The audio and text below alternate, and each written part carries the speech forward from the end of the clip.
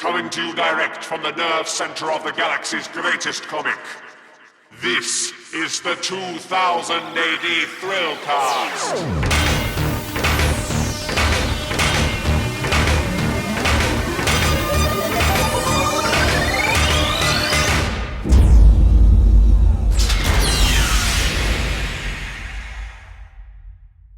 Alright, fellow athletes, and welcome to the 2000 AD Thrillcast. I'm your host, Molch-R, and on this episode we are celebrating the fact that the Core Buster special is out now in print and digital. This is a fun-packed 48-page special celebrating the best of British humour comics. You've got a fantastic lineup of creators, all giving their own version of some classic characters, such as Frankie Stein, Kid Kong. You've got Grimly Fiendish in there, Faceache. It's absolutely amazing. Great for all ages.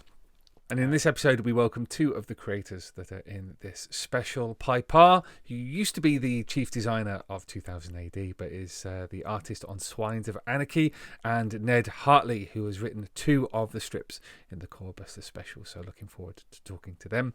Afterwards, we have another deep dive into something a bit more recent, which is Brink. We've got Graeme MacMillan, who's a journalist for The Hollywood Reporter and for Wired.com, to talk about Dan Abnett and Ian Culbard's modern classic, and as I'm sure you will find out, we're both fans of the series, so it's nice to delve into some of the amazing things that Dan and Ian have been doing with this slow burn procedural horror sci-fi series, which has a lot of fans out there, so looking forward to that.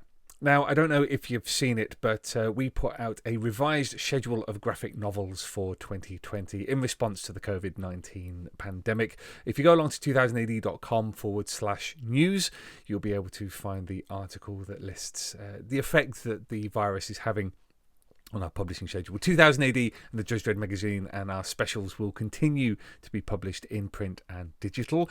They're available from newsagents and comic book stores that remain open, but also from 2000ad.com's web shop. You can also rely on us for collections. So basically what's happening is that some collections are going digital first. They're coming out on their planned release date, but only in digital. The print editions are getting pushed back until later in the year. We've rescheduled some collections either to later this year or to completely over to next year, just to make sure that there's not a huge glut of printed material that comes out when the lockdown ends, potentially flooding comic book stores with stock that they can't necessarily push. So we're trying to do the best by readers, making sure you can still read 2000 AD and the Treasury of British Comics collections, but also making sure that we support retailers and our creators as well, who rely on us for work. So go along to 2000ad.com/news. Have a look at the revised schedule. If you've pre-ordered something already on our web shop, those pre-orders will still be honoured. There are web shop exclusive editions of things like Strontium Dog Search and Destroy, the Slain, the Horn God Collector's Edition, and the Concrete Surfer as well, which is a great Treasury of British Comics collection which is coming out. They will continue to be published. So if you definitely want a print copy, I'd go with those. If not, you can either pick up the digital or wait until later in the year. Obviously, this is an unprecedented challenge for the comic book industry, and we want to make sure that we do right by everybody as much as we can. So, after all of that, it's time to talk about something a little bit more light-hearted, the Core Buster special, which is out now. And this follows on from last year's special. Really huge hit for us, and it's great that we're still ploughing ahead with the Easter special at a time when I think everybody needs a bit of a laugh. So I got Pye Parr, artist on Swines of Anarchy, and writer Ned Hartley on the line to chat more about tickling people's funny bones at a fairly dark time.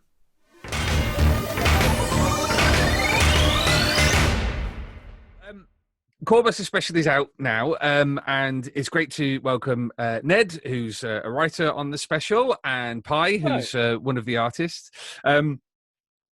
Quite a lot of artists and writers on this special. It's fantastic to see a lot of names that you don't necessarily see elsewhere. But I got you two guys on because Ned, you've written two of the strips, and we had you on the podcast last year with the Core Buster special 2019. And since then, you've done a couple of sessions of kids' workshops. So I think for us. That I think that gives you a particular perspective on kids comics. Pye, I want to talk to you because Swines of Anarchy, which is the strip that you work on, is one, they're not classic characters. They're new characters that have been created for the special. So I want to get your perspective on that. But Ned, I want to talk to you first because when we had it on the podcast last year, we talked a lot about the worth of humor comics and kids comics back then. But things have kind of moved on a pace. And do you think that particularly humor titles are needed more than ever now? Oh, absolutely. Yeah, it's a very strange time, isn't it? But I mean, it is something that we've noticed that what parents are buying at the moment is stuff to cheer kids up right now. Because my other job, I work for Ladybird Books, Penguin Random House, and I can kind of see all the stuff that is still selling kind of the last few weeks. And obviously, kind of education stuff is selling really well. But also, people want to cheer their kids up. People want them to be, to be happy. They want them to, to take their cares away. So I think this is really, really important. I also write, for other humor comics as well, and they've been doing really well. And you can see that this is, comics is something that kids naturally gravitate towards, and it's something that they understand brilliantly. And if you look online, a lot of people are sharing stuff online. In 2000, they've been really, really good at that as well, kind of sharing packs with that. And they've just gone crazy online as well. That people have just, posting all the stuff that their kids do, and it's creating all these new characters, and it's colouring in, creating their comics. It's just been fantastic. It's been really, really good. I find it really interesting that it is nominally the Easter holidays. It's traditionally 2 weeks of kids being off of school, but this has kind of disrupted all of that. But the Easter special used to be one of the highlights of the year, didn't it? I still remember loads and loads of specials on for Easter. Keep the kids quiet for an hour or so. Yeah. Well, it's interesting because it was something that you'd kind of give to a child to shut them up in the back of a car for a long car journey to go and see the Grand on Easter Monday, wasn't it? Or something like that. But obviously, no one's going anywhere in cars right now. So the world has kind of, changed massively very, very quickly. But I think kind of, there's still absolute appetite for this kind of stuff. And, kids want to be entertained, they want something funny, and they want, these brilliant characters. And I think that's something that the Core Buster special, East special does really, really, really well. Well, let's talk about the characters that you've done. Which yes. Do you want to just tell us the two strips that you've written? Sure. In the week that Bernie Sanders dropped out of the Democratic campaign, I did Ivor Lott and Tony Broke, which is about income equality. So I think that's cool. I think that's very apt that that's coming out right now. And Ivor Lott and Tony Broke, also with Millionaire and Penniless, and that's it's such a fantastic concept, because I think when kids comics work really well, they've got these really great concepts that you can just explain brilliantly, which they are explained in the names. Ivor Lott and Tony Broke. I mean, just by saying that, you completely understand what the kind of you don't need any background for that, do you? Really? No, exactly. Yeah. It's fantastic, and it's great. You can write it. It's really good. It's great kind of insight to writing it as well, because you know exactly the moral universe they work in. You know the kind of jokes you've got to tell, and you also you kind of where you can have fun with it. But also, it is really relevant at the moment. The kids do understand about this kind of stuff. They understand that some people have more, more or less than others. They understand that there's something very wrong in the world, and and that's how you can laugh. You can laugh at it. That's great. That gives you power over it. So that's kind of something that's really, really fun to do with that. I just love writing it, because you can just be really silly with it as well. You can create these kind of awful gargantuan kind of excesses that Ivor Lott has, and then and then the whole story is always about puncturing his bubble. So any story where you can kind of puncture the bubble of someone that's pompous or kind of pretentious, then it's always a fun one to do. And when I commissioned it, Keith, the editor, just said, "I want dinosaurs in there." That was basically his main thing. He says that about everything, and it works. I think he's onto a winner. If it isn't broke, don't fix it. It's great. So I got to write about dinosaurs, knowing full well that Steve White, my best friend's a paleo artist, and he's going to tell me that I've got stuff wrong whatever I do, because he spends hours and hours drawing these incredibly intricate dinosaur drawings, and even as a writer, I'm sure I'm going to write about them wrong. But I did ask him a little bit of advice in writing them, and then I kind of looked up some stuff in the Natural History Museum to make sure that I wasn't getting anything totally wrong. And then the other one the other story that I did is Grimly Fiendish, which is absolute joy to write. It's one that I loved when I was growing up, and Grimly Fiendish is basically horror and crime mixed together, which is great. And I don't understand why this isn't a concept that people have done more, because he's this kind of archetypal horror mad scientist who uses his inventions to commit crimes. And I mean, it's kind of a little bit Despicable Me, maybe, but this is much more leans into it, much more than Despicable Me does. I don't understand why everyone isn't telling these stories, because they're just brilliantly fun to write. And also, I got incredibly lucky that Tom Patterson drew that one, who is a complete hero of mine.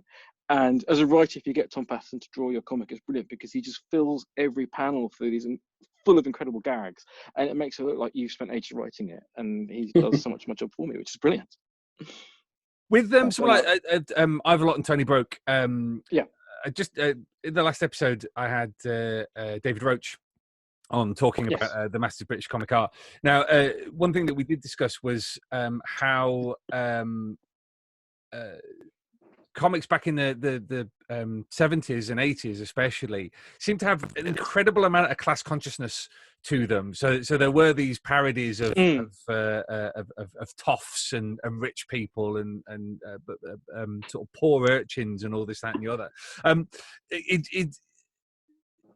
In a way, do you feel that's even more relevant today than it was in, say, the very class conscious 1970s?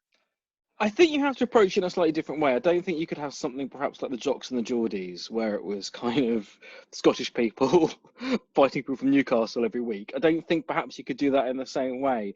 And I think you have to link it slightly more, in a slightly more moral way. That is, you have to see that being rich isn't bad in itself, but that kind of it's the amorality that comes with that.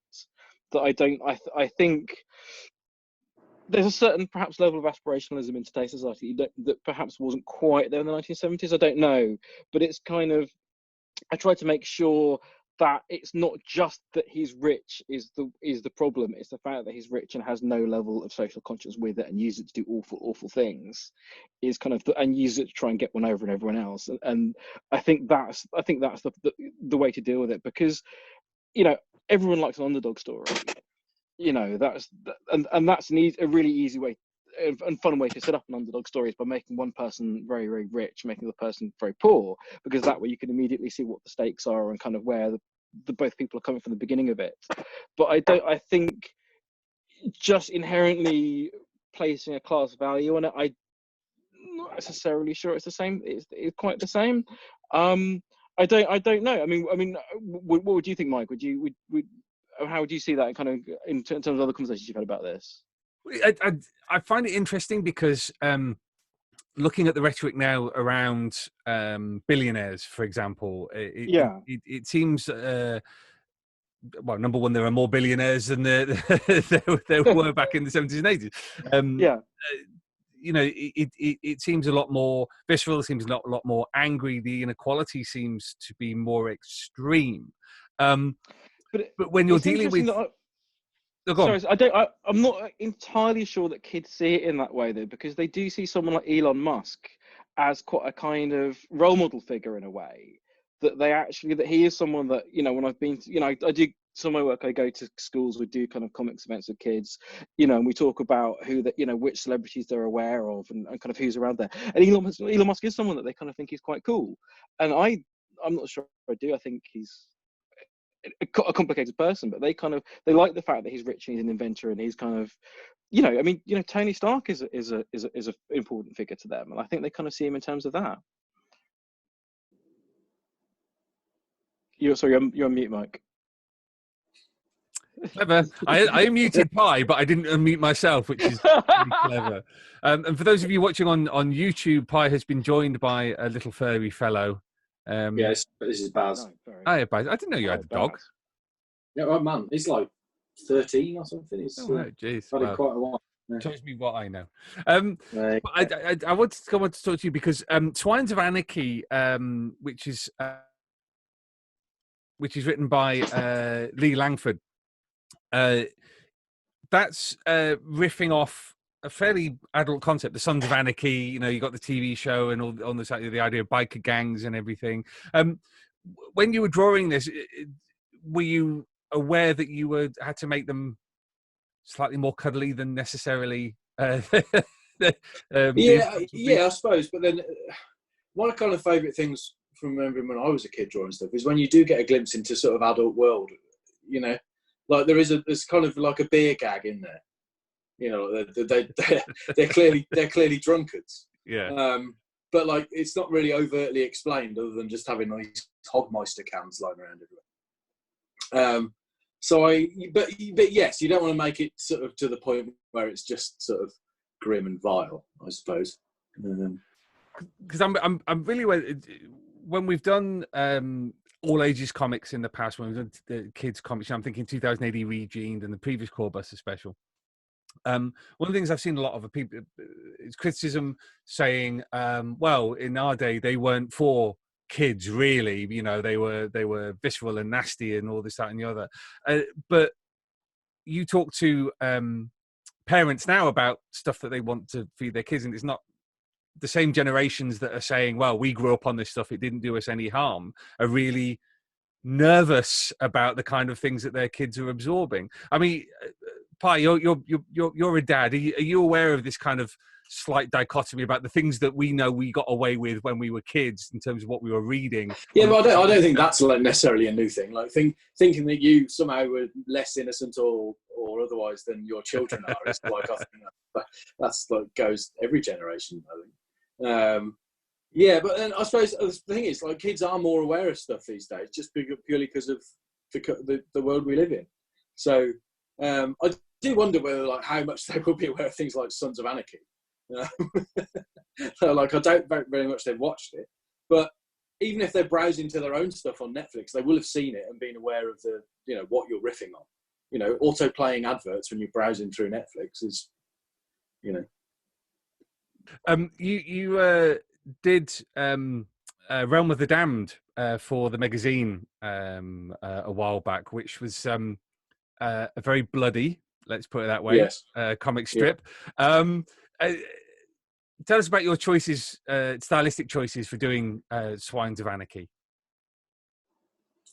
I kind of, to be honest, firstly, after having done Realm of the Damned for so long, I've done like a third book of it now. Every time I get a chance to do something else, I'll put as many colours in as I possibly can, because I'm just utterly, well, not sick, but only doing red and then sort of black and white just gets a bit dull after a while. I sort of long to use like pink and nice blue, and, you know, like just make things look a bit pretty. And so yeah, that was the first choice, really. I wanted to be as colourful as possible.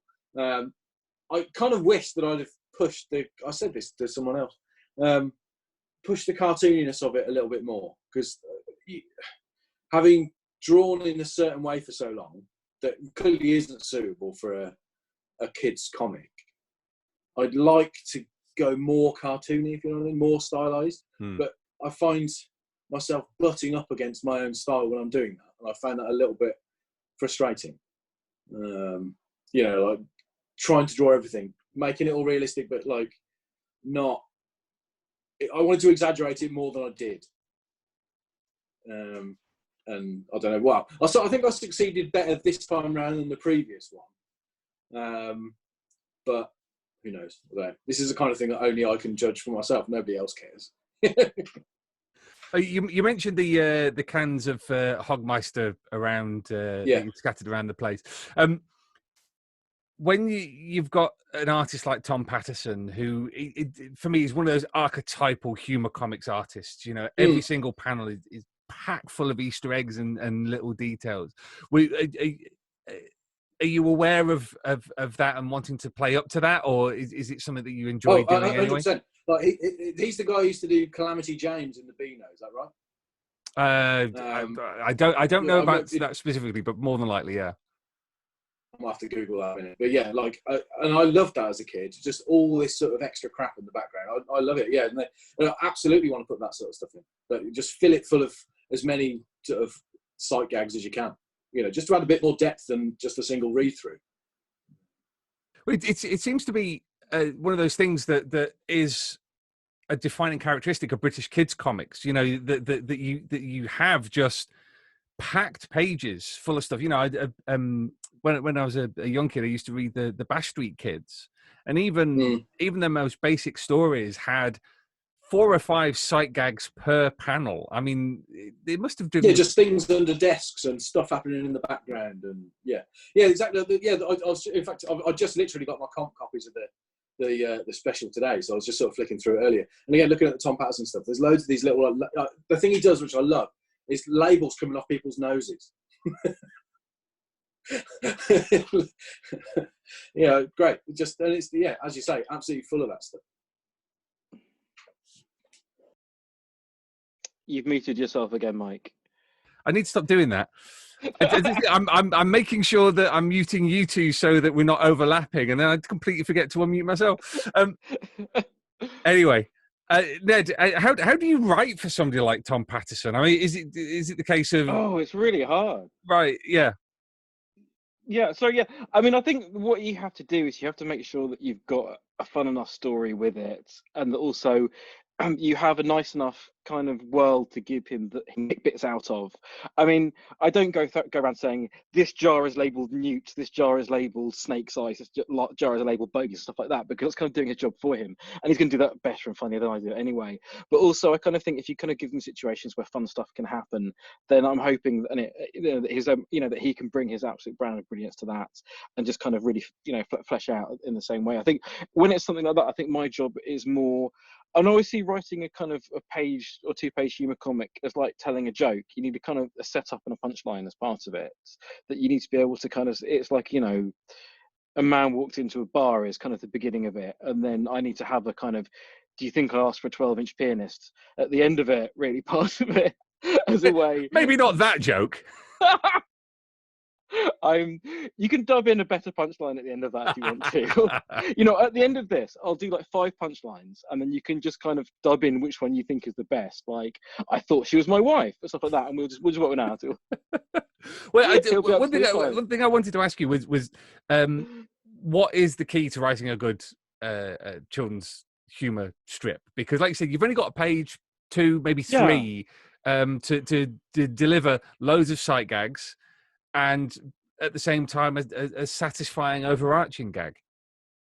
It's really, really hard. I mean, I do this every week for the Beano, and every week I get to the point of like I get commissioned on Monday, and then by Wednesday I start thinking, oh God, I've got no idea what am I going to do. Like, I haven't got any idea.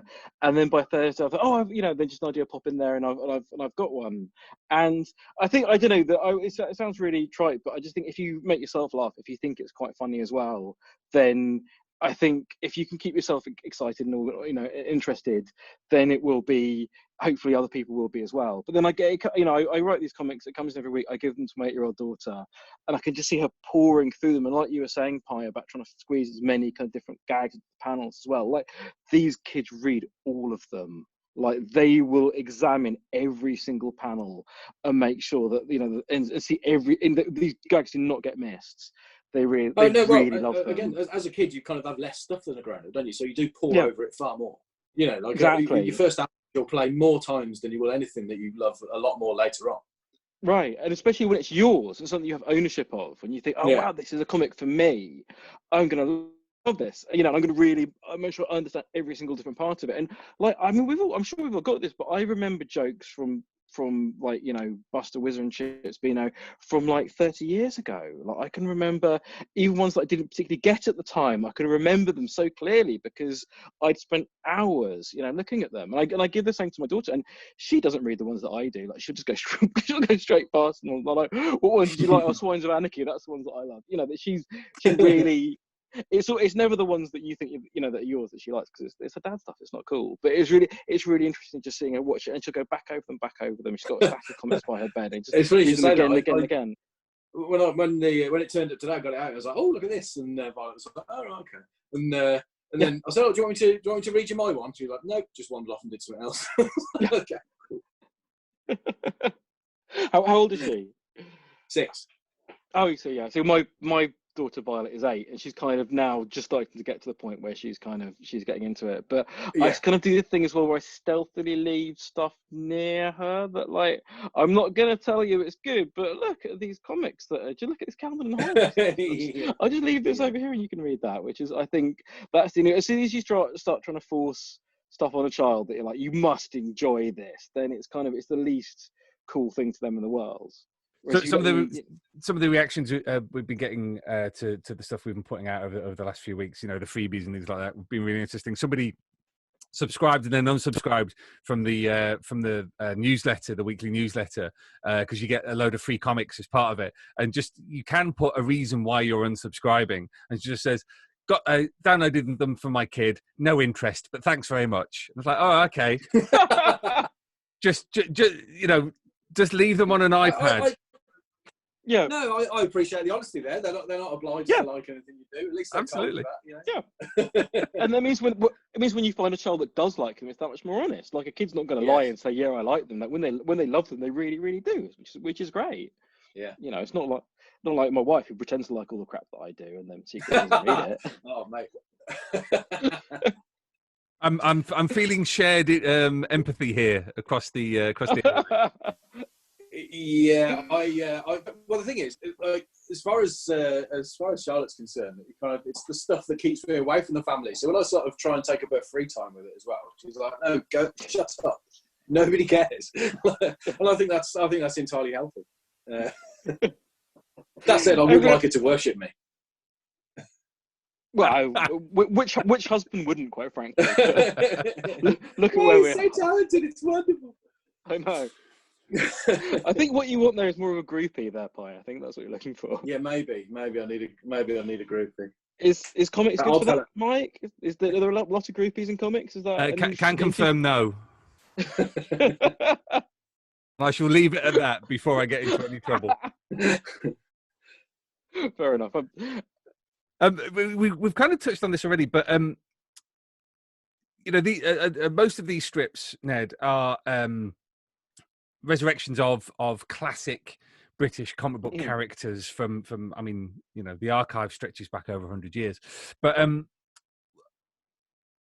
there are nonetheless strips in the Corbus special, the new stuff like Swines of Anarchy.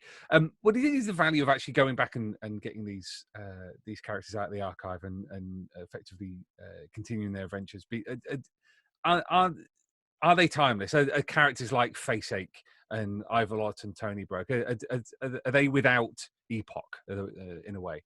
Yeah, absolutely. I mean, if you look at characters, every medium has got characters from going for this long, and I think the really good ones stand the test of time, and they're just if it's a great concept, you're going to be able to get great gags out of it. That's the thing, because these characters set up as gag machines. Basically, they're set up that you can just kind of wind them up and get them going and get all these brilliant plots out of them. And I think the really good ones, there's no limit to them. I think some of them are perhaps the ones that you haven't brought back. There are some that were of their era, of these kind of Fleetway ones, and I was kind of doing a bit of research before this with some of those ones, and I think perhaps quite rightly they're not part of that. But no one says, has Superman had his day? No one says, has Batman had his day? They've been going for 70, 80 years, and it's they're fantastic, and it's those again, they're just machines to get great plots out of, and these are exactly the same way, I think. Pye, with something like Swines of Anarchy, are you kind of aware of, and coming back to what we were talking about earlier, of the fact that, no offense, lads, but we are all middle-aged men producing comics for kids. Are you aware of that? Is it something that kind of factors into the way that you make choices for a strip like this? Yeah, I mean, I don't know how many choices I made really, because I did, although I kind of did the first story, it was all it's all Keith's work really. Like he told but yes, no, it's something I'm aware of, that your kind of references aren't the same, and also it's not as if your childhood's even anywhere similar. Like the world has changed so much that I don't know. Yeah, like the things that I would like as a kid, I'm not sure whether they would either, really. But all you can do is use your judgment to see what. I mean, I see what my kids find funny and stick that in. You know, things that, like Ned was saying, though, some of these things are timeless because of things like face ache, for example. Pulling weird faces is endlessly entertaining. Doesn't matter. And you know, like in Swines of Anarchy, fart gags. I mean, yeah. Oh, a fart is timeless, you know? Yes, Right. exactly. I mean, you know, I'm 40 years old and I love farts. I've built my career on fart gags, you know. If it wasn't for fart gags, I wouldn't be employed right now. So I once witnessed a 5-year-old child laugh about a fart for somewhere in the region of 6 or 7 hours. Like he went to sleep still laughing. So, you know, Right. everybody loves one of those. What's not to love? But Amazing. there have been comics that have really kind of built their reputation on being like gross out kind of comics, you know, all about farts and burps and all this, that, and the other. And they never seem to necessarily have the longevity. Whereas, you know, even a concept as simple as face ache, you've got multiple elements in there. You've got pulling faces, which is funny, but then you've also got come up. Yes, I suppose then you've got the situation that he can do it in, and you know, yes, that is true. Yeah, because what was the sort of the kids' Viz comic? Oink. It was Oink, and there was another one called like Zit or something like that. Oh yeah. Although there was a bit of an age. Yeah. It was like the older brother. Yeah, wasn't but yeah, it? as you say, it does. I suppose it does get a bit wearing if that's all there is in the comic. I think kids are quite discerning, aren't they? I think if once they realise that that's all you're doing, they can kind of turn off a little bit, can't they? That they know when they're being pandered to. I always think the worst thing you can do is pander to a child because they got a really good radar for that. And as soon as they think you're patronising them, they're gone. They're just out. They don't care anymore. So if you're just doing like here's zit and puke jokes the entire time, like that's all you've got in your repertoire. And I think luckily, there's only 3 pages of it in this thing.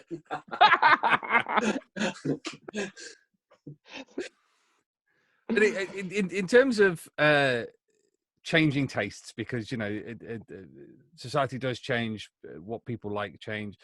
Do you think there's room for a regular? You know, not that I'm saying this is what we're going to do, and I'm speaking entirely personally here. I'd love to see this as a regular thing. Do you think there is still a market for this kind of publication?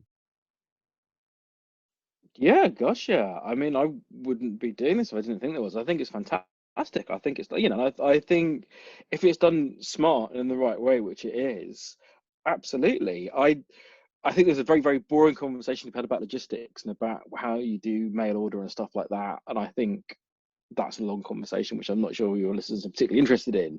But I think that's they love long, boring conversations, believe me. Well, otherwise they wouldn't be listening to this podcast. Boom.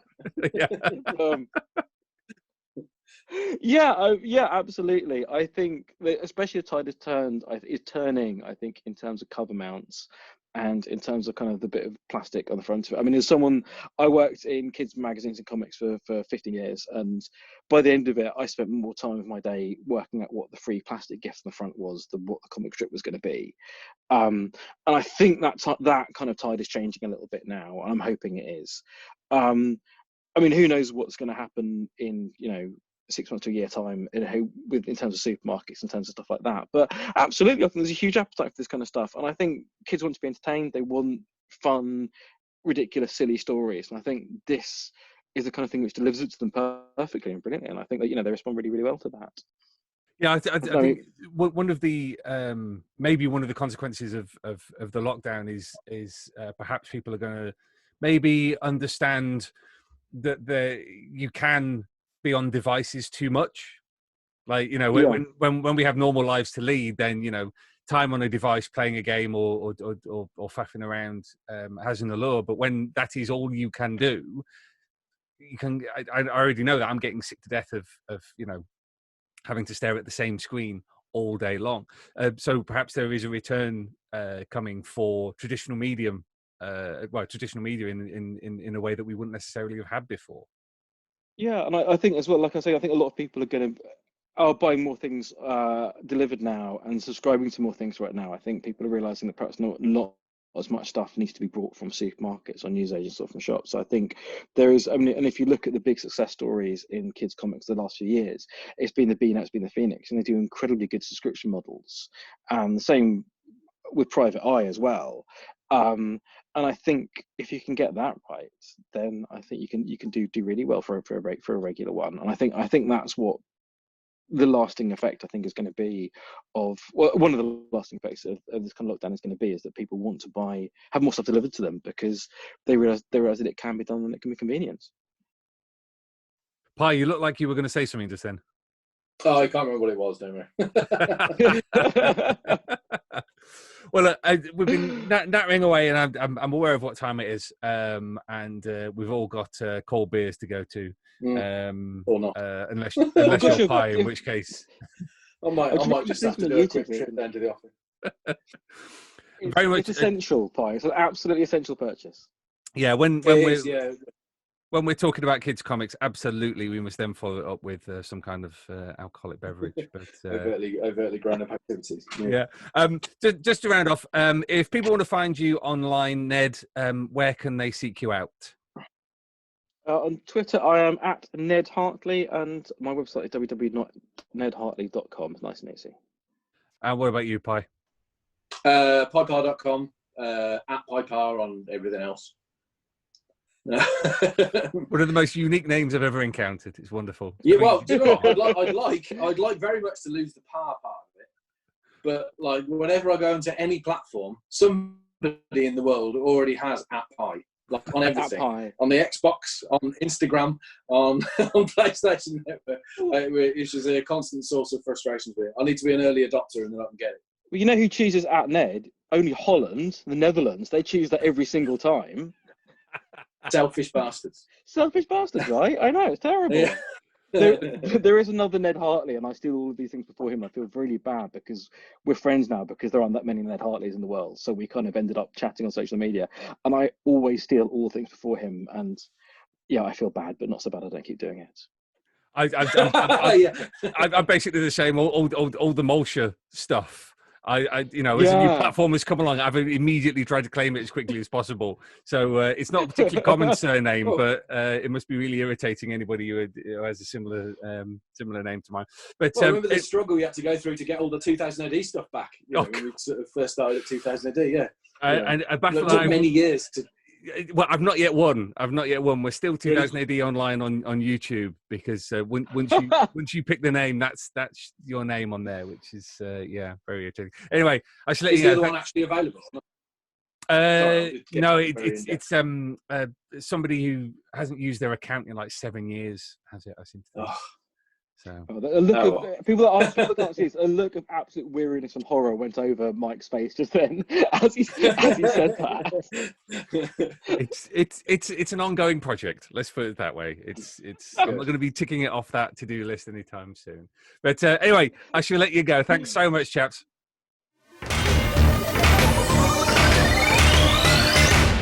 Well, thank you to Ned and to Pye for chatting away there. Make sure you pick up a copy of the Corebus special where you can, Earthlets. Next up is a bit of a chat, bit of another deep dive. Enjoyed talking about Case Files 35 with my colleague Owen the other week. Brink is a series that I don't think gets enough credit for being just a slow burn series that Dan Abnett and Ian Culbard have really crafted something special. That sets 2000 AD apart, and it was great to have a chat with Graeme MacMillan, who's been on the podcast before. He's a journalist at Hollywood Reporter and Wired.com, and has his own podcast where they go through Dread from beginning to end, which is called Drock. Other podcasts are available, Earthlets. So I got him on the line from LA to talk through Brink and why we feel that it's a modern classic.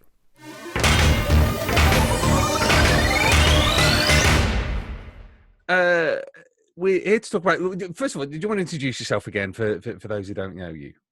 Okay, hello there. I'm Graeme MacMillan. I'm a writer for the Hollywood Reporter and Wired and various other places. You're well known as a Squax Dexthago and somebody who supports 2000 AD. So that makes me very happy. Yeah. It really does. So I thought it'd be a good idea to get you on to do one of these deep dives because we have talked before about Brink. And about how good Brink is. So, and it's also a strip that we've both said, despite my best efforts, doesn't get the attention it really deserves. It's a real slow burn series, so there's not many shocks that you kind of point to and go, oh, this is the issue you'll need to jump on with. Well, you say that, but one of the things that's so good about Brink, I mean, Brink is kind of its own worst enemy, right? Because it reads amazingly in a collection. And when you're reading it in the weekly, each episode is good, but you need the collection to build and build and build the story that's going on. Every single series has had a moment where the story's just flipped. One of the things I like so much about Brink is it refuses to let you decide what the story is. Like, even in the first series, it's called Brink. There's a character called Brink in the story. And then, spoilers, he gets killed because he's not the main character at all, which is such a great moment. And he's in like half of the first series. And then they're just like, no, it's Bridget. Bridget is the one you're supposed to be paying attention to all this time. It's such a great thing. And they do that every single run. There's always a moment where you're like, you thought it was story A, it's actually story B. I'm always surprised when when I see people complaining that nothing is happening, because, as you say, every episode in of itself is still so full of tension. I mean, it's remarkable. But let's go back to brass tacks and talk about the premise and what we think about Dan and Ian's formation of this world, because one of the things I like about Dan, and always have, even when sometimes his stuff makes me roll my eyes, is his wordplay. Because I've been reading Dan's work for knocking on my entire life. Yeah. So the Galaxy Rangers stuff that he was doing for Marvel UK. I think he did a bit of Transformers as well, didn't he? I think. Yeah, and he did Knights of Pendragon for Marvel like 25 years ago. No, God, 30 years ago, because it was like the early 90s. Yeah. Like he did Toxic. He's done stuff for Marvel in the US. He's done stuff for DC in the US. Like he's been a mainstay. Yeah. And he's never quite got the credit he deserves because he's an amazing writer. Well, this is what I find interesting about him as a writer is that he has it.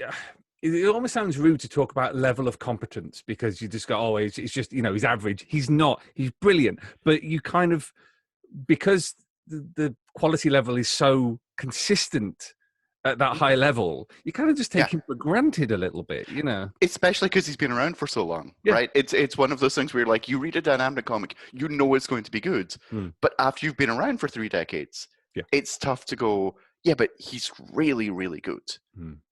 And Brink and Lawless as well in the magazine are 2 of the best things he's written, I think. And they're just shockingly good. They are.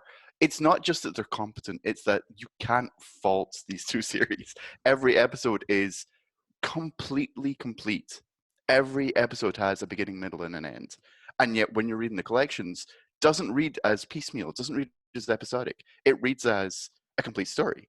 And that's amazingly complicated to do, right? And he does it seemingly effortlessly. I think that's a word for the writing on Brink, is that it feels almost effortless. There's no sense that things are grinding to a halt or slowing down, or he's not. A story isn't gelling in a way, and I think even looking at his 2000 AD work, and again, this isn't meant to be knocking him in any way, shape, or form. I don't think there has been a series that he has done that has been so consistently strong.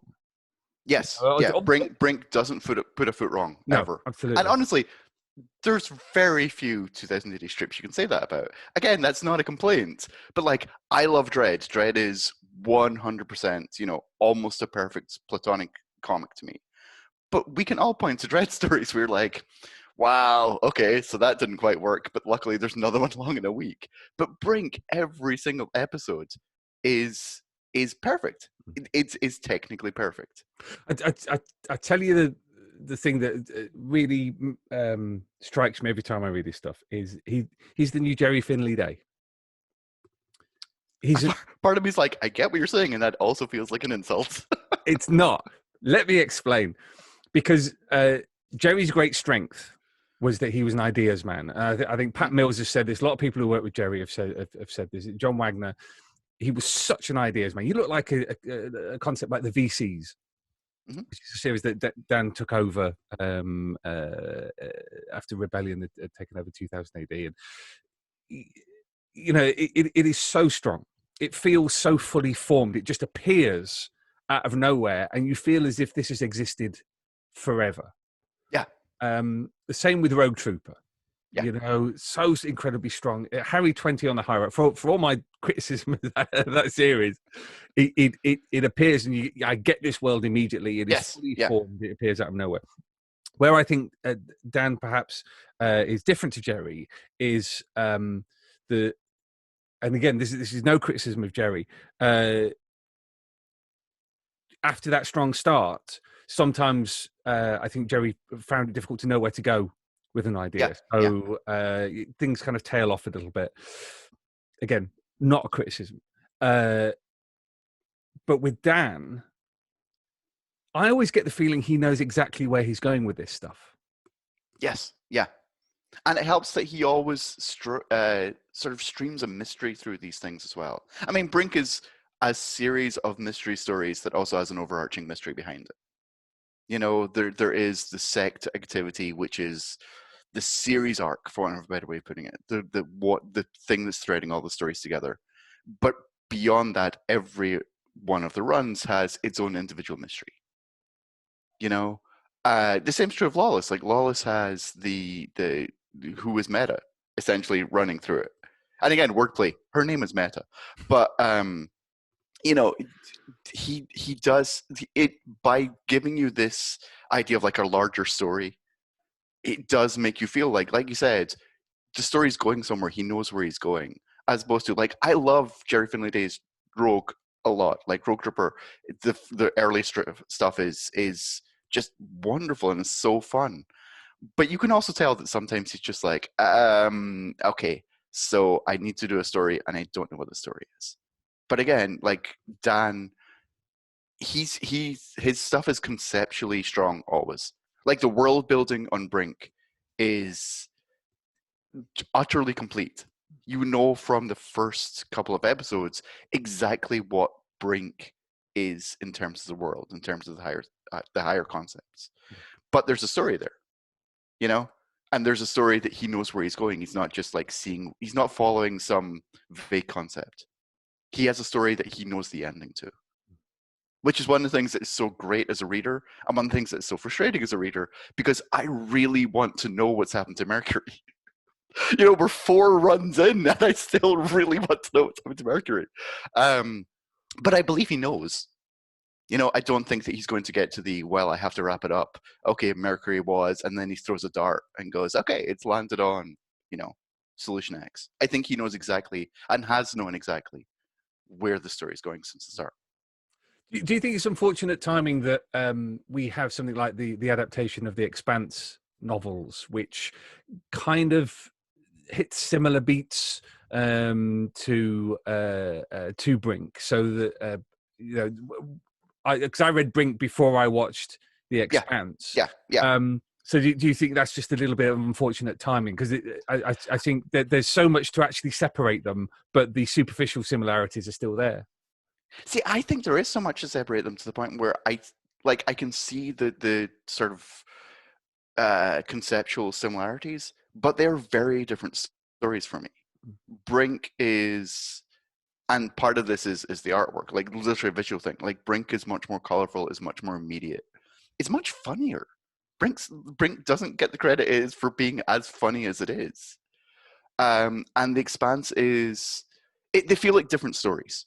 The Brink feels like a story where the idea that humanity has left Earth, everyone is living on these space stations, almost feels unimportant by this point, if that makes sense. Like it's the framework of where the stories take place, but it's not what the series is about. The series is about something else for me.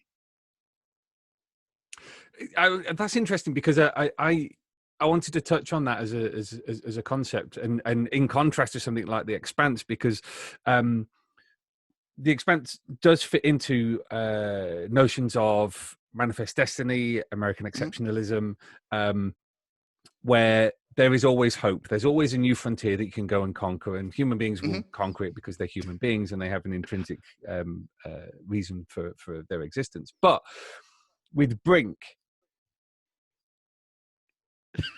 I think you're dancing around a way of saying like that's not there.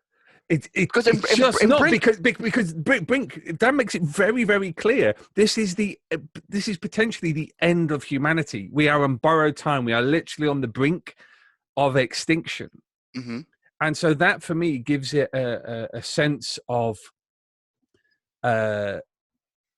just so much stronger sense of identity, of meaning, because there's a fantastic series of novels called The Last Policeman, which is set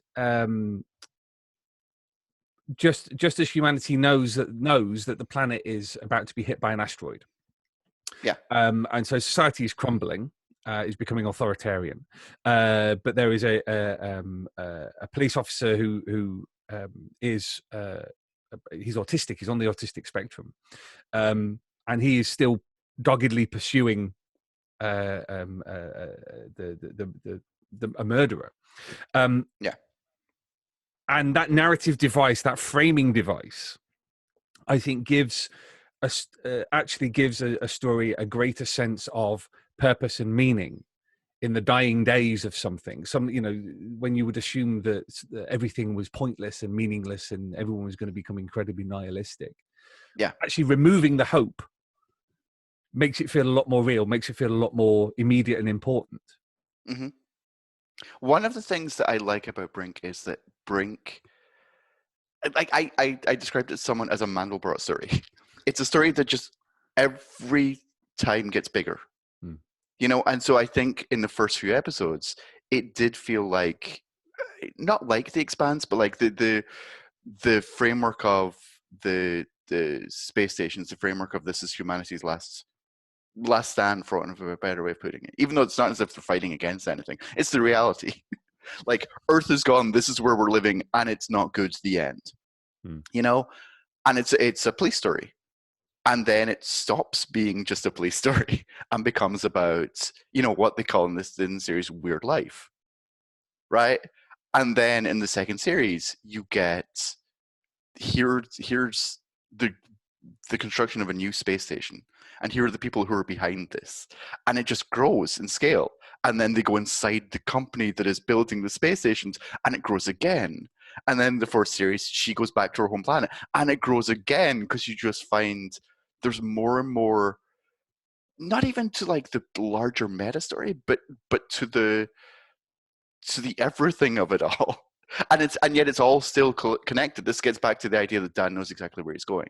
Yeah. Right? You never lose track of the sects, of the cult activity, of the idea that maybe they're not a cult. Maybe this is something real that is happening, and they've just tuned into it early. But it grows beyond the expanseness of it all. It grows beyond, because it is ultimately, it should be hopeless. Like you said, there's no like humanity's going to conquer in this at all. And if anything, like by the where you end the fourth series, it's almost the opposite, right? It's humanity might have been conquered by something that it didn't even know existed. But it's not a hopeless story. There's something about Bridget's perseverance and honestly her stubbornness that makes, like, you want Bridget to win. You want Bridget to get to the answers. And again, winning isn't saving the day. Winning isn't like she's put some guy in jail. Winning is literally Bridget knows what's going on. Because the entire series is Bridget going, what is happening? Something is happening, but what is happening? And the what is happening just gets bigger and bigger and bigger. And she gets more and more determined, which is something else that makes her such a charming character, but also a character that you completely root for. Yeah, no, absolutely. Bridget gets pushed through, repeated over and over again. Oh, On you go. say that again because you froze. Oh, Bridget gets pushed through the ringer like repeatedly. Terrible things happen to Bridget over and over again, and Bridget's life is terrible. And to be honest, life for everyone is terrible. It's not like people really have a good life anywhere. Even the rich, like for all that Brink wonderfully dips into class, not even class warfare, but class structure in what has happened to humanity. It's not even like the rich really have that good of a life either, if you really think about it. They have a better life, but no one has a good life. And yet Bridget doesn't give up. Bridget is too stubborn or too stupid or whatever, but she refuses to back down. And there's something completely winning about that as a reader. We are just like, yes, Bridget, yes, I don't care what you have to do. Just get there. I mean, as a character, she has this, as you say, this remarkable stubbornness, this persistence, and I think that's probably more important as a characteristic in a story like this than any kind of sense of justice and hope and all this, that, and the other. That she's just gonna keep going because what else is there to do in this situation? Exactly, that's just it. Like, it's not justice or hope, because justice is an abstract concept, and especially this fourth series that just finished, at the beginning of the year, really emphasized that justice is an abstract concept that is not a constant at all.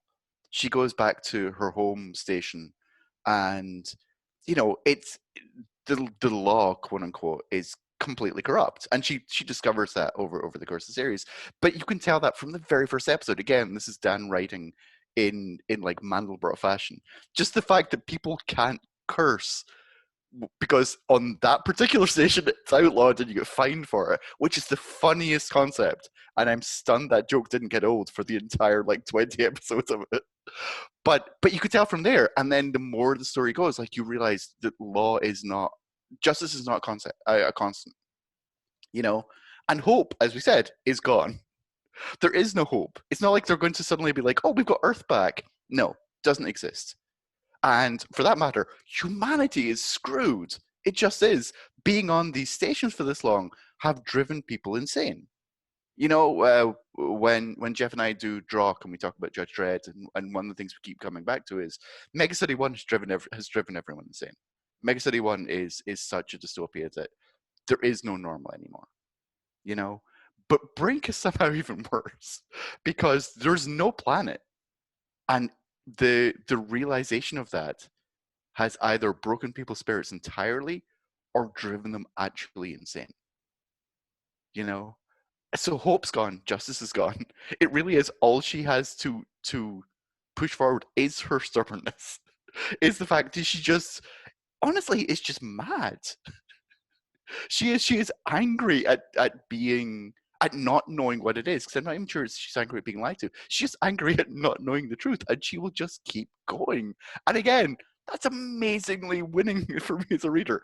I want her to succeed just because she was just like, no, just I want to know. Because as a reader, I want to know. She is me at that point. The film that I think for me is closest to something like Brink is Outland. The Sean Connery High Noon in Space, and there's certain stylistic differences there, but it is that pig-headed refusal to succumb to the forces around them that I think kind of challenge between Bridget and Sean Connery's character in Outland, because it as you say, it is that, what else have you got? Mm-hmm. There's no hope. I mean, that's it. Yeah, there's no hope. There's no justice. There's no winning. There's no Earth. So all you've got is your own bloody-minded persistence to get to the bottom of things. And I think Dan's great victory in creating Brink and in developing Brink as an idea is, as you said, that Mandelbrot notion of every time you think you're zeroing in on something, the whole thing opens up and there's something new that you need to zero in on. But that notion of weird life, that notion of the disconnect that human beings feel when there is no earth, there are no trees and no sky and no seas and everything, and how that is unnatural. Like we are not born for the stars, we are born to stand on a planet. Even being in slightly low zero gravity for too long completely screws over our body and basically tries to kill us. So but that is just a notion in this series. That's not the grand thing where oh my god, it's the big reveal and you're done. That is just something he throws in as a developing plot point over time. You think, oh, holy crap, there's more to this, you know? But that's what's so great about it. He throws in so many things that would be complete series elsewhere. You know, you get to the third run and it's inside the company, inside the corporation that's building the space stations. And he throws in so much that in other hands would be a series. You know, the notion of upstairs, downstairs in space. There's your high concept for a series right there. I love that so much. Background, but that's the background for the investigation, right? Weird Life could be a series of itself. Honestly, just doing True Detective in Space, which is what Brink starts as, could be a series in itself. But no, he just keeps going, you need this as well. You need Mercury disappearing. And what has happened to Mercury could be a series in itself. And all of these are elements in this series that just keeps refusing to stay as one thing. Which, again, this is either accidental or he is genuinely far smarter than the rest of us. That's what the series is about. If we believe the Weird Life definition from the fourth run, it's about things adapting to their circumstances and refusing to settle down as one thing. So the series actually is what the series is about. Is nuts. And yet you get there in this fourth run and you're like, oh, that makes sense. Because you've lived it for the last 3 runs. You know? It's honestly a remarkably constructed piece of writing. We've talked an awful lot about Dan, but let's talk about Ian Culbard's artwork, because I think his work is as important to Brink as Dan is as the person writing it. Tell me about your impressions of Ian's work, and had you seen any of his stuff before? I'd actually seen, the first time I saw his work, I'm fairly sure was the first time he worked with Dan, the New Edwardians for Vertigo. And I remember liking it, but not loving it. The thing that made me love his work was Bresson.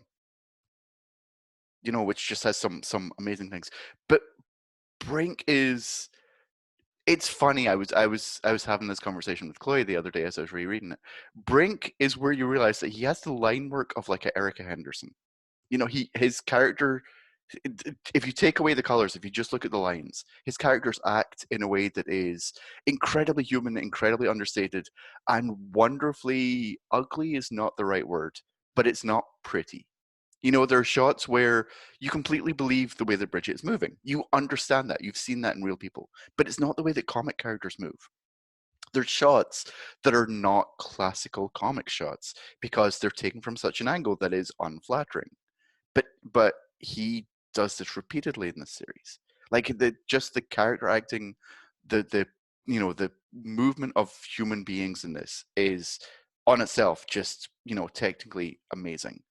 Add to that the colors, which are staggering. Anyone who's looking to think about the way that you use color in comics should study Brink. There are so many ways in which he is being remarkably smart, and yet again, technically perfect. He always uses color completely correctly for a scene, and then he'll emphasize a change in scene by having the color palette be 100% different, and the lighting be 100% different, and yet the lighting reads like... and Dark's I've completely forgotten the Sean Connery film, the name of the Sean Connery film you're talking about. I was going to say Dark Star, but that's Carpenter. Outland, yeah.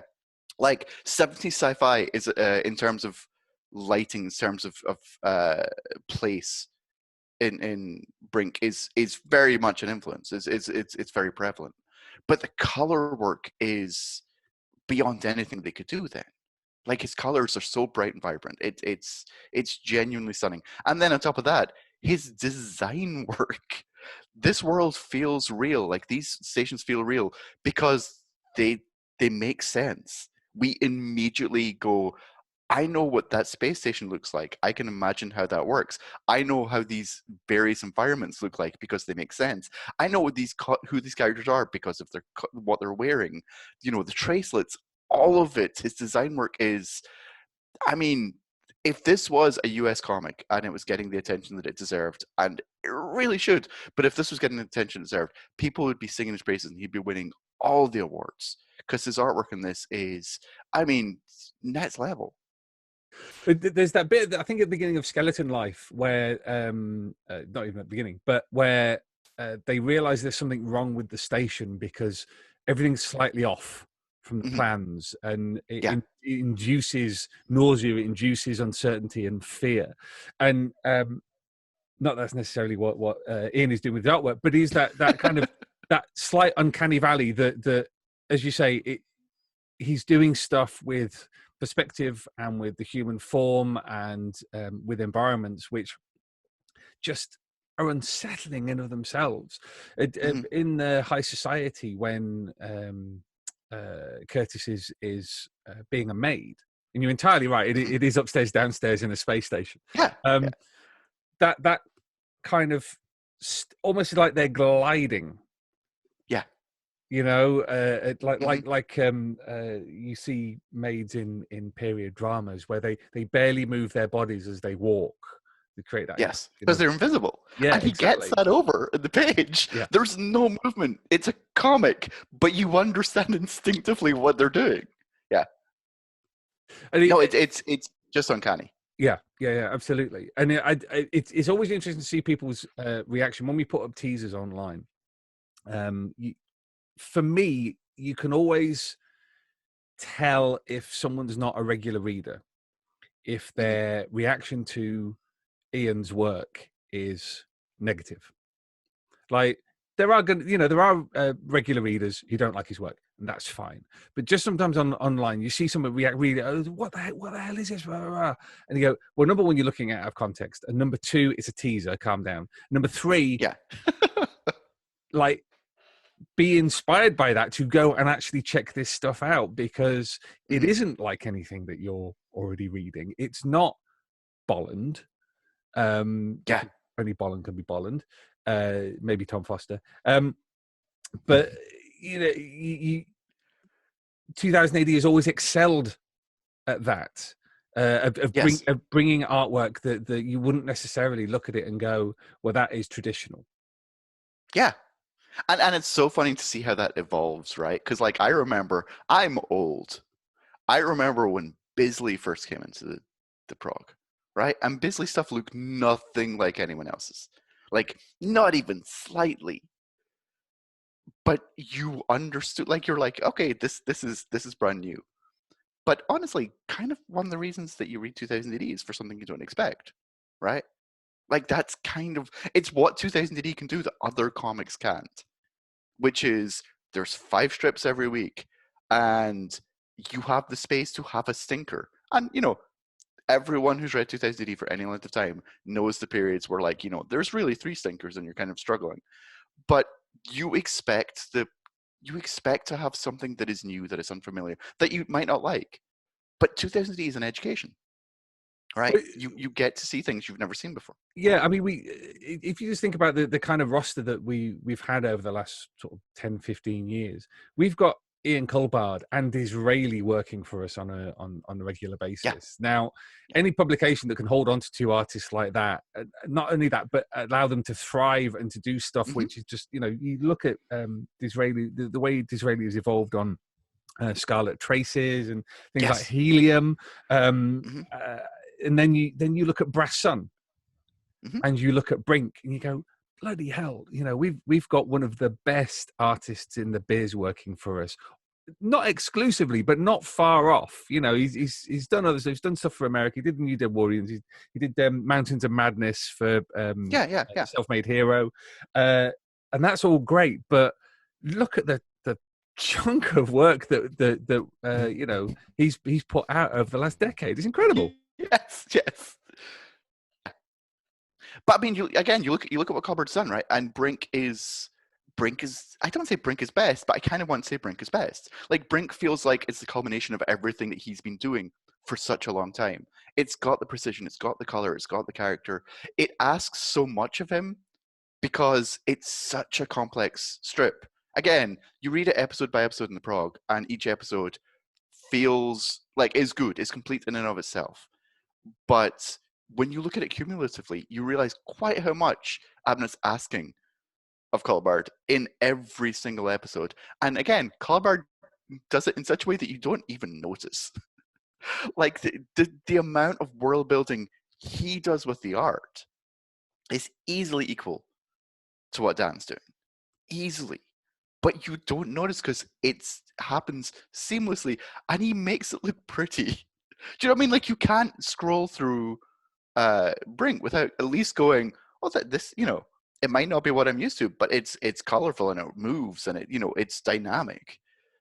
But he's just the amount of information that's in that comic visually is shocking, and you don't notice because he makes it look so easy. Is there? Well, I want to come back to something that we both touched on right at the beginning, which is that this is a slow burn, and you said, you know, it doesn't necessarily work in the weekly comic.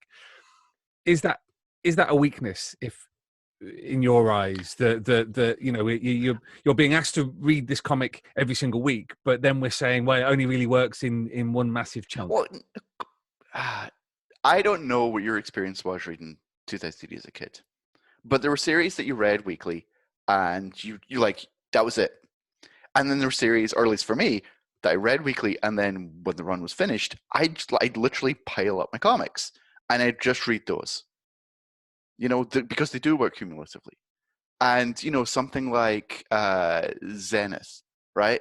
Zenith works better cumulatively than it does weekly. It works fine weekly. But when you read it all in a one-er, you're like, oh, okay, I see what he's doing. I see the tricks. I see how this works, especially like the third and fourth series of Zenith. You kind of have to read them cumulatively to actually appreciate everything that's being done. Brink's the same. You can read it weekly and you understand the story. Like episode to episode to episode, you get it. Like I said, every episode's complete. You're getting the tension, like you said. You're getting the larger story. But it's only when you read it in a one-er. It's only when you read it cumulatively. Whether that is like I'm, you know, like me as a kid, reading stacks of them on top of each other, or reading the collections, or you know, reading them digitally and just skipping issue to issue. But when you do that, you see the connections between things that you had otherwise missed. What's funny is, you know, before coming on here for this, I read all 4 series of Brink back to back, which I'd never done before. And I saw connections there that I never had. That, you know, the 4th series calls back to like a line in the 2nd series. And you're like, oh, wait. Oh, okay, I actually understand this more now. And it's the same thing.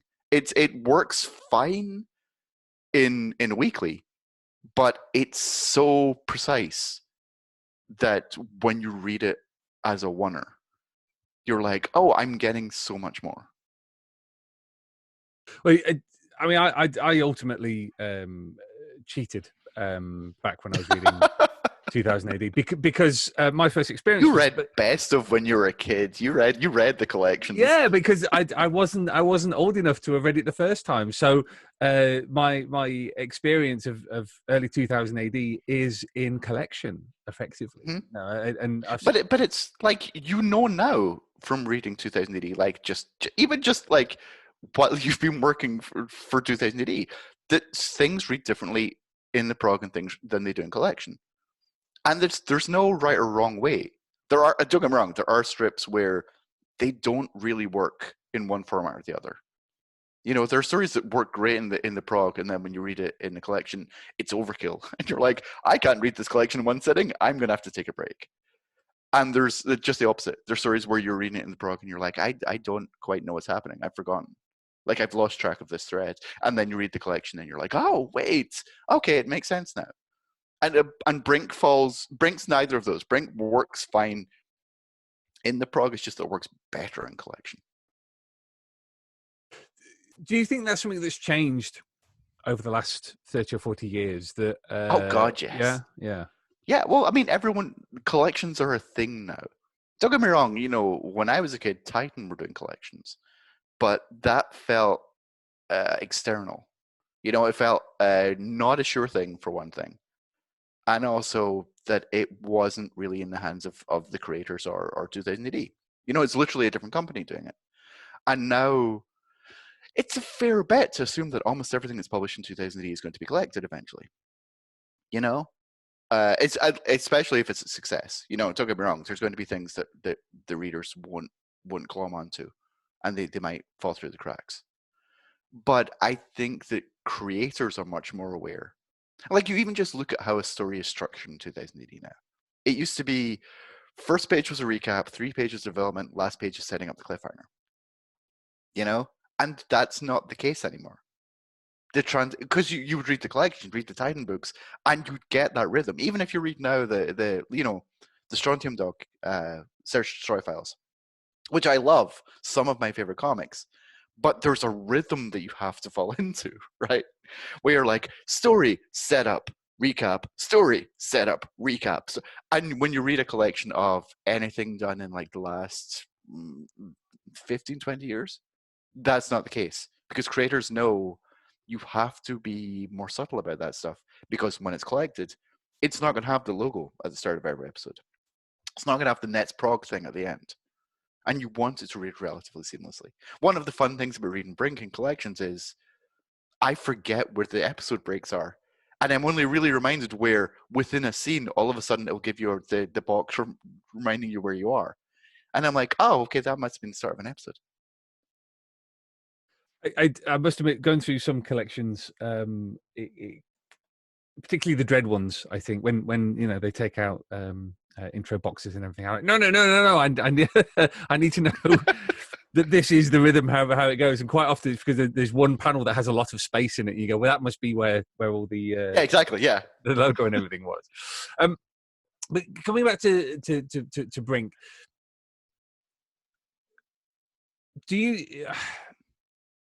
is this a series that could only work at 2000 AD? Because we've been talking about how 100%. Okay. 100. There are certain things that only 2000 AD can do. There are certain narrative tricks that only 2000 AD can do. You look at something like The Dead Man and Necropolis. Only 2000 AD can do that, because you can't hide the middle of your story in a different series altogether. That just doesn't work. Whereas if you're doing it, and it is, you're reading Dread, then you're reading Zenith, then you're reading Slain, then you're reading Dead Man, you're still reading Dead Man. So when they get to the episode 11 and they're like, it's Dread all along. Spoilers for people who haven't read like a 30-year-old comic. You've read the story. You haven't had to actually go out and buy a separate comic. You haven't cheated anyone, because they've been there all along, right? Same with Trifecta. One of the great things about realizing they're all telling the same story, like I still remember Douglas Wolk sending me an email being like, have you read 2000 AD this week? And I was like, why? He's like, how do you read it? And I was like, well, normally I read like, the stories in order of how I like them. And he's like, no. Read it all the way through. And I was like, why? And he goes, just trust me, read it all the way through. Like you could only do that in 2000 AD, right? You can't do that in any other comic. But Brink, you can only do in 2000 AD because, again, it's a story that refuses to be one story. Imagine trying to sell Brink as a standalone comic. How do you even do it? How do you go, volume 2 of Brink, first of all, you thought it was, cult activity and True Detective and kind of, space Lovecraft. But this time, it's actually, more kind of like maybe Alien and maybe some Outland, but there's also kind of the cult stuff in it. And then third series, okay, it's upstairs, downstairs in space this time. Like, how do you do that? You can't. It's an impossibility. And also the fact that every run of Brink has that moment, has that episode where you go, you thought you were reading the story and you're actually reading the story. Well, I mean, even Hatebox, which is great, and I love it, and has a lot of character development for Bridget, which honestly is really interesting because Brink is a plot-heavy story. There are characters in there, but not a character-led story at all, I think. And then you get to Haybox, which is really very strongly character-driven. It's very much like, here's who Bridget is. You've seen bits of this. You've seen hints. We're going to give you more. And then you get to the moment where it's like, yeah, we pretended we were doing that, but actually, it really ties into the meta-narrative, and here's how. There's always the episode where you realize, oh, it's not that story. It's this story instead. And how do you do that in a standalone thing as well? 2000 AD, by its very nature, by the structure of it, by the fact that it's an anthology, by the fact that, again, Brink in the prog is 1/5 of the prog. You have the ability and the freedom to go, you know what? It is upstairs, downstairs in space. Like, Brink could come back in the next thing and be like, oh, you know what this is about? It's actually about the Spice Girls reunion. And you'd be like, okay, sure. Okay, I guess I'll go along with this.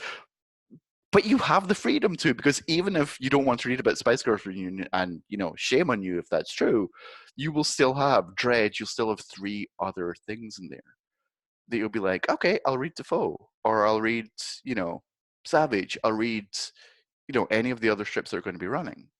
I'll read Jaeger, and it doesn't, by not having to justify the cost of entry by itself, creators have the opportunity to just be like, I'm going to take weird ideas. I'm really genuinely going to go to strange places. And as long as I'm feeling confident about it and my collaborators are feeling confident about it, we're off. And you can only do that in 2000 AD. Coming back to what we're talking about with Dan's longevity in the industry, is that he knows how to do cliffhangers in a way that I think a lot of writers who come to 2000 AD for the first time kind of struggle, because you do have to have a cliffhanger. You can't just get to the end of an episode. You can't just finish a scene. Yeah, exactly. You can't just be like, okay, I'm going to bed. Yeah. But again, reading it in collection, those make absolute sense in the placement of the story. You don't get a feeling like this cliffhanger has been forced in this moment because it's the end of an episode. It has that kind of up and down rhythm all the way through, while still maintaining the greater shocks, the greater story arc, the greater plot. Yeah. And it's funny because, again, when you read the collections and you've forgotten where the episode breaks are, there are times where you go, I've just read like 13 pages and and it felt like a scene. Like, and I know that the episodes are 5 pages long. So how did that happen? How is that so smooth? And it is like Dan has been around enough to know how to do it.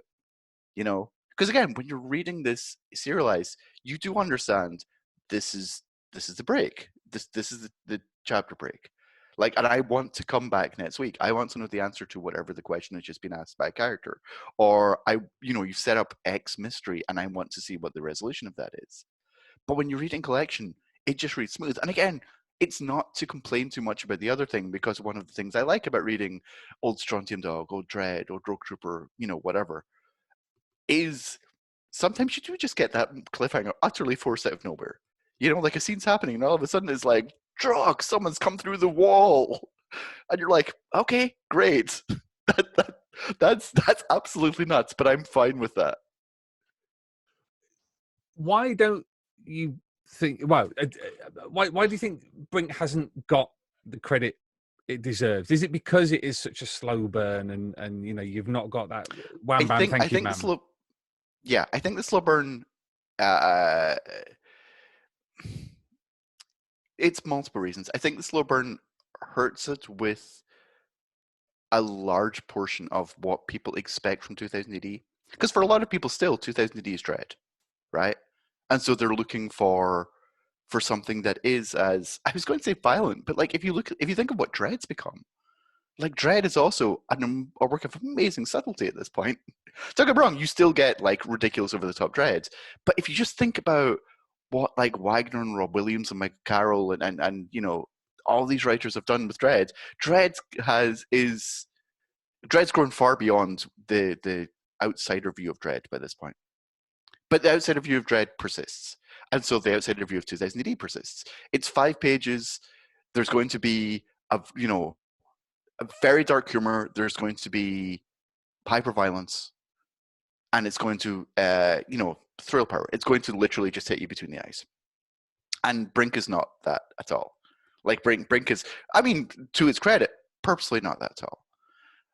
And the problem really is the people who would love Brink haven't found Brink. I remember it must have been 2018 because it was the first collection just come out, and I'm at a San Diego. I'm at a party at San Diego because I'm kind of a big deal, don't you know? Show off. And I'm talking to. I'm fairly sure you're at that same party, but okay. I'm talking to someone who I think was an LA Times journalist, and like not a comic journalist, just like someone from the LA Times who was there. And they were like, "What should I read?" Like basically, you get comics. What should I read? And I was like, "What do you like?" And he listed all these things. I was like, "Oh, Brink. You've got to read Brink." And he's like, "What's Brink?" And I basically give him like the pitch. And I'm like, "Okay, like this is your thing." And maybe about 2 months later, I get an email from him out of the blue, and he was just like, "Oh my god, that Brink thing!" Like I couldn't even imagine something like this existed, and it's everything I wanted to read. You're right, and that's the problem. The people for whom Brink is everything they want to read haven't found it, and it's endlessly frustrating because honestly, Brink for me is the best new strip 2000 AD's had in 10 years maybe. There's so much there. It's just so strong and so deep and just complete in and of itself. It does everything it sets out to do, and it does it perfectly. But there's just an audience out there for whom this is perfect that they just haven't found it. It's going to be one of these things that 10 years from now, people are going to be like, "Wow, did you ever read this back in the day?" And it's like, yes, I've been trying to tell you about it for the last 10 years. But it's one of those things that you need to, if you get it, you get it. If there's some day where someone was like, "I want to read Twin Peaks in outer space," you'd be like, "Okay, I've got this thing for you." But it's Twin Peaks: The Return. It's not like cute Twin Peaks from the 90s. It's the like existential dread Twin Peaks from like 2 years ago. And someone will be like, "That's actually exactly what I want to read right now." Well, I was quite pleased when I saw that Matt Smith had selected it as one of the strips to be in the best of 2000 AD, which is now sadly postponed. Because I loved that. I loved. I saw the first issue, and like the lineup of that is amazing because you have Brink in there, which thrilled me. But like you've also got Yeager in there, right? And it was like this is very much a half the issue's dread, and it's giving you what you want. Halo Jones is in there as well, and it's Alan Moore, and people know what Halo Jones is, right? And they know what Alan Moore is. And then there's these other strips where you're like, but this is what 2000 AD also is, and that's what Brink is. It's what 2000 AD also is. Yeah, I mean, talking about a strip that throws you in at the deep end, I mean, that is Yeager. There's no concessions that Gordon and Simon give you before that. But again, kicks off. if you let if you just accept it, if you don't go into it going, "Well, I don't know what this is. I don't know who these people are," and you're just like, I'm reading this thing, and I'm going to follow wherever it takes me. You get then that first episode, and you're like, "Oh, okay, this is taking me wonderful places." Yeager again is just one of these great strips. It's funny also seeing Best of 2000 AD. It underscores for me how many of the really recent stories I've really been loving are female leads. Because again, 2000 AD people think of as a boys comic, right? And as a male comic. Brink, Yeager, again, in the magazine Lawless, like are these incredibly strong and incredibly well-rounded female characters that again, I think there's an audience out there who wants to read this stuff who doesn't know it's there, and that's just it's a frustrating thing. I mean, you could essentially bring out a Dan Abnett monthly with his 2000 AD. That would be that'd be a nice package. I'm sure he'd like that. Well, look, thank you for this. This has been fascinating. Like I said, before we started recording, I took the collections home with me at Christmas. I've been keeping up with Brink, but as you say, reading it in one big go was revelatory. It is absolutely fantastic. I know I'm paid to say stuff like this, but I'm not. Yeah. He's right. I'm not paid to say that. I'm just a fan. So yeah, it's great that I'm not alone in that. But thank you for chatting away with that. It's wonderful to just dig down into these things. If now you've already mentioned your podcast Drock. If people want to find you and your work online, where do they need to go? Oh God, you go to the Hollywood Reporter's Heat Vision blog, which is literally Hollywood Reporter. Are you doing something with your microphone because it's going? No, I'm not. I'm actually not for once. I was before we recorded, but no, not now. It is literally. Yeah, I can't hear you. Can you not at all? Oh man! God damn it! Oh, you're back. You're back. Just for okay. that. Oh right. Okay. So let's try that. Sounding okay? Yeah, you are at the moment.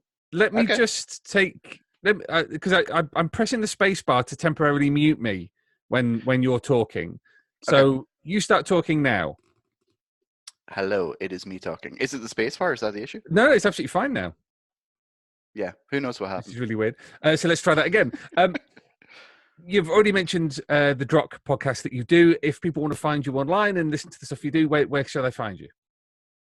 You can find me at the Hollywood Reporter's Heat Vision blog, which I'm writing on daily. I'm at wired.com as well, a few times a week. And I'm also at Wait What Podcasts, which is the home of Wait What and Drock.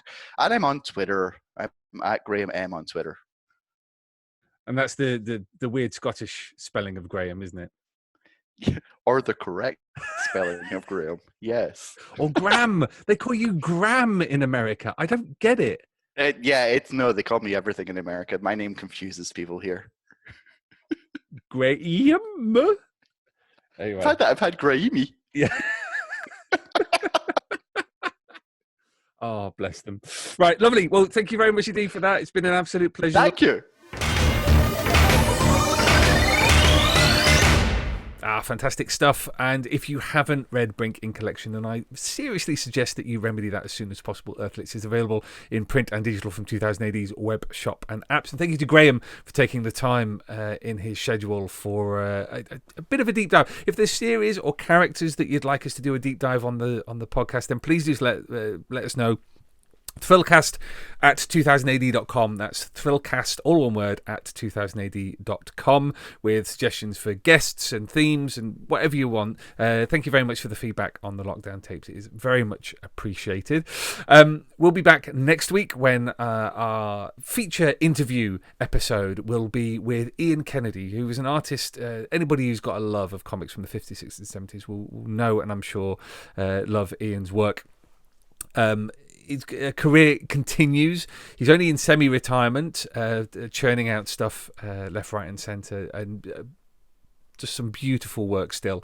But that's going to be going live on Tuesday, so please do tune in for that. And we're going to continue broadcasting throughout the lockdown, so make sure that you tune in twice a week for more from the lockdown tapes. I hope you're keeping yourselves safe, Earthlets, and looking after one another, and we'll definitely see you when this is all over and things go back to some semblance of normality. In the meantime, like I said, stay safe and splendid Verthrig.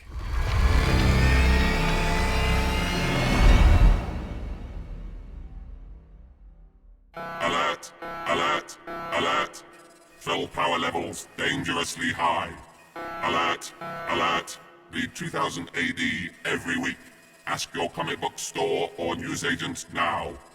Subscribe to the galaxy's greatest comic at 2000adonline.com.